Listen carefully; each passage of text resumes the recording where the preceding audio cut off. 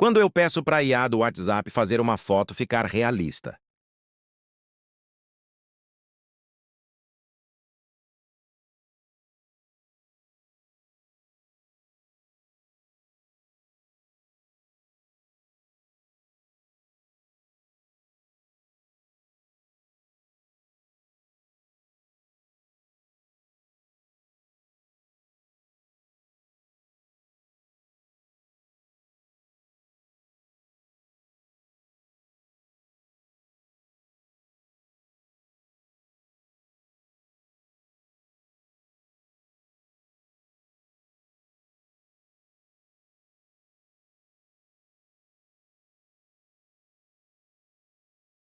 Me pergunto, o que passa na minha cabeça eu pedir desculpa para um roubo e meu Deus. Alguém já fez isso?